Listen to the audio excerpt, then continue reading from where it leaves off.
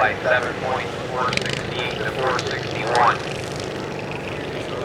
So I guess they're hoping Scott can put together a couple of really good ones here today and possibly catch out. I think there's enough tractors that if everything went right for Scott and Tina today and everything went wrong for Al, this tractor will win the points.